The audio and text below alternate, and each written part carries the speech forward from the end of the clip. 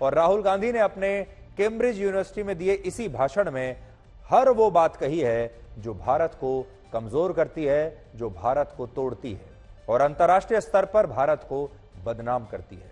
उन्होंने अपने भाषण में हर वो मुद्दा उठाया है जिसका उनके पास कोई सबूत नहीं है, हर वो आरोप लगाया है जिसका कोई सबूत उनके पास नहीं है, या जिन मामलों में सुप्रीम कोर्ट केंद्र सरकार को क्लीन चिट दे चुकी है।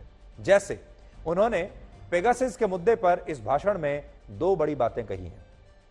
पहली बात, उन्होंने यह आरोप लगाया कि भारत में बड़े पैमाने पर विपक्षी नेताओं की जासूसी हो रही है और इसके लिए पेगासस सॉफ्टवेयर का इस्तेमाल सरकार कर रही है। दूसरी बात उन्होंने कही कि उनके मोबाइल फोन में भी पेगासस सॉफ्टवेयर मौजूद था और उन्हें कुछ इंटेलिजेंस ऑफिसर्स ने सावधान रहने के लिए कहा और उन्हें बताया कि उनके मोबाइल फोन से उनकी जासूसी की जा रही है। तो कैम्ब्रिज यूनिवर्सिटी के छात्रों के सामने, वहां मौजूद लोगों के सामने राहुल गांधी ने अपने आप को एक हीरो की तरह पेश करने की कोशिश की, एक विक्टिम की तरह पेश करने की कोशिश की, अपनी बहादुरी उनको दिखाई और उनको यह बताने की कोशिश की है कि देखिए, भारत जैसे देश में जहां स्थिति बहुत खराब हो चुकी है, जहां विपरीत परिस्थितियों में भी मेरे जैसा बहादुर नेता कैसे लगातार काम कर रहा है, जबकि मेरी लगातार जासूसी हो रही है, मेरा फोन टैप किया जा रहा है। और ये असल में उन्होंने जो ये पूरा मामला बताया, एक शौर्य गाथा की तरह उन्होंने इन लोगों के सामने पेश किया। अब आपको राहुल गांधी के इस बयान का सच बताते हैं। सच ये है कि राहुल गांधी जिस पेगासस सॉफ्टवेयर के जरिए अपनी जासूसी कराने का इतना ग्लैमरस आरोप लगा रहे हैं, वो सभी आरोप देश की सबसे बड़ी अदालत यानी सुप्रीम कोर्ट में पहले ही खारिज हो चुके हैं। आपको याद होगा, हमारे देश के ही कुछ लोग, कुछ बुद्धिजीवी, कुछ विपक्षी नेता इस मामले को सुप्रीम कोर्ट में लेकर गए थे।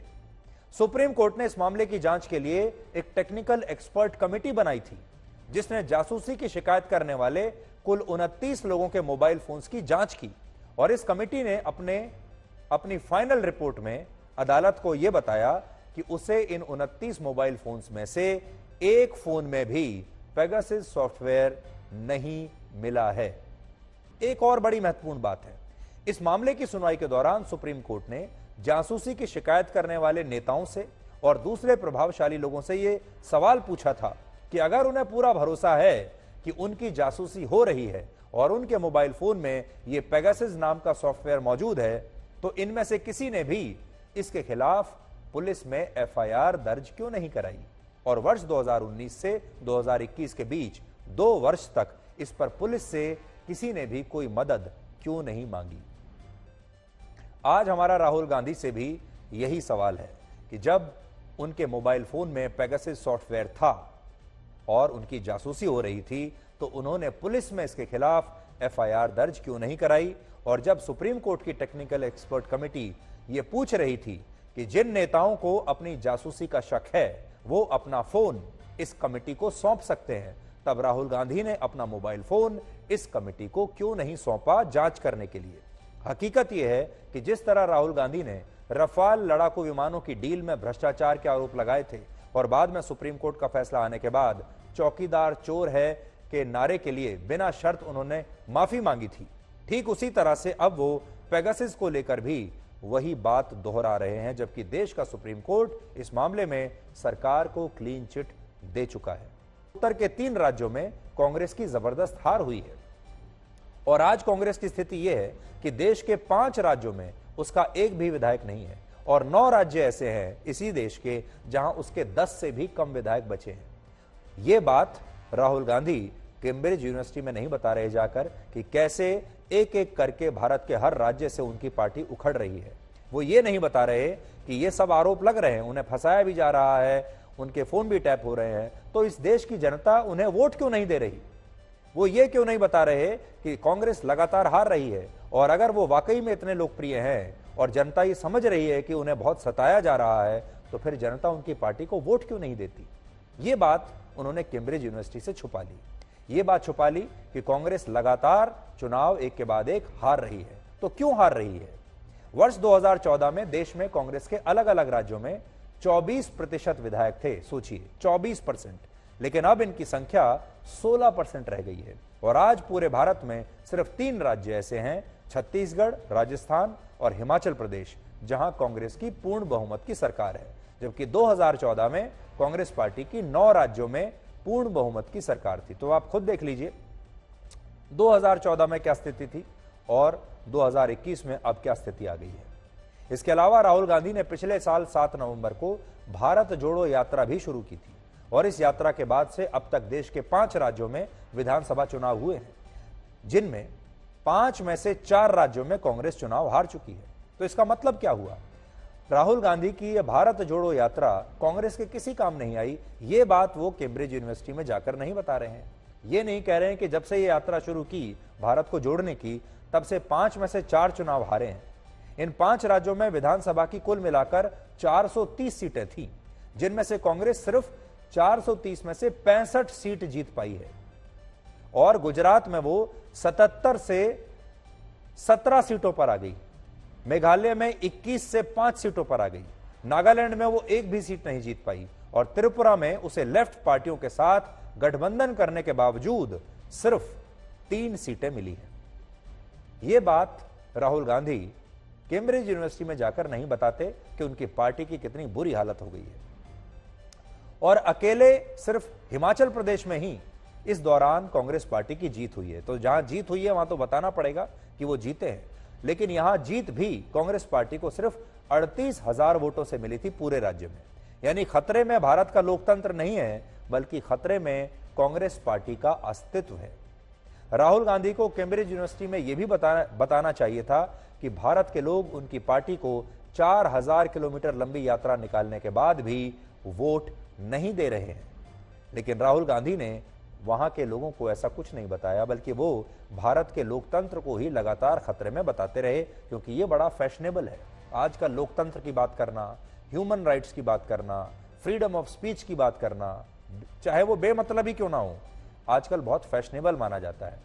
राहुल गांधी ने कहा कि चीन में जिस तरह का इंफ्रास्ट्रक्चर है, यानी जो सड़कें, रेल लाइन और हवाई अड्डे वगैरह हैं, वो प्रकृति से जुड़े हुए हैं और चीन ने इंफ्रास्ट्रक्चर के लिए प्रकृति को नहीं छेड़ा, बल्कि अमेरिका खुद को प्रकृति से ऊपर समझता है। वो अमेरिका और चीन के बीच में एक तुलना कर रहे थे, बता रहे थे कि दोनों देशों में उनकी सोच में क्या फर्क है। और इसी से यह पता चलता है कि चीन शांति और सद्भाव यानी हार्मनी में कितना यकीन रखता है। ऐसे उनके विचार हैं चीन के बारे में। In a sense, China sees itself as a force of nature, right? And is embedded in nature. Whereas the West, America, does not see itself as embedded in nature. It sees itself as placed on top of nature. Okay? Now this completely changes how you think about things. And this explains, to me at least, why the Chinese would be so interested in harmony.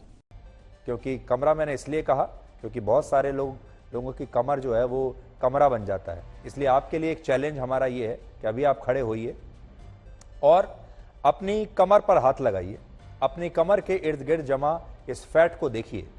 तो मुझे यकीन है आप में से ज्यादातर लोगों को यह पता चलेगा कि आपकी कमर के आसपास भी फैट वाला ये टाइम बॉम्ब इस समय बंधा हुआ है। आप जरा खुद चेक करके देखिए और अपने परिवार के दूसरे सदस्यों का भी ये टाइम बॉम्ब चेक कीजिए और आप देखेंगे कि आपके कमर के आसपास एक टाइम बॉम्ब बंधा हुआ है और ये टाइम बॉम्ब है फैट का टाइम बॉम्ब। एक जमाना था जब पूरी दुनिया में भूख एक बहुत बड़ी समस्या थी और भूखमरी की वजह से अकाल मृत्यु होती थी और लोग खाना नसीब नहीं होता था इसलिए मर जाते थे भूख की वजह से। लेकिन अब ज्यादा खाना खाने की वजह से दुनिया में लोग मर रहे हैं और यह समय के चक्र को दिखाता है। 4 मार्च को वर्ल्ड ओबेसिटी डे यानी विश्व मोटापा दिवस है। अब आप सोचिए ये कितनी बड़ी समस्या बन चुकी है कि इसके लिए हमने एक विश्व मोटापा दिवस भी बनाकर रखा है और इसी वजह से पूरी दुनिया को लेकर ये नई स्टडी की गई है देखने के लिए कि दुनिया के लोग मोटापे का कितना शिकार हो रहे हैं। और ये स्टडी वर्ल्ड ओबेसिटी फेडरेशन ने की है जिसमें दुनिया के 183 देशों के लोगों के वजन का गहन अध्ययन किया गया और इस मोटापे की समस्या पर की गई अब तक की ये सबसे बड़ी स्टडी है। इस स्टडी में कुल मिलाकर 5 बड़ी बातों का जिक्र है जो आप सबको बहुत ध्यान से देखना भी चाहिए, नोट कर लीजिए क्योंकि ये बातें आपको याद रखनी है।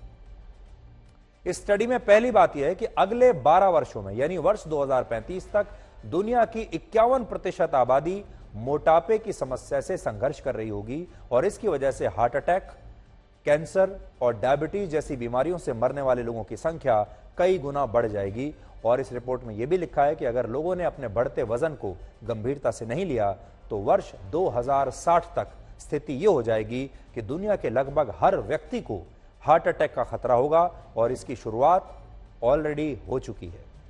फिलहाल दुनिया की 38% आबादी यानी 260 करोड़ लोग या तो ओवरवेट हैं या मोटापे की समस्या से संघर्ष कर रहे हैं। लेकिन अगर यह स्थिति अगले कुछ वर्षों में कंट्रोल नहीं की गई तो वर्ष 2035 तक दुनिया में 400 करोड़ लोगों को मोटापे की समस्या होगी।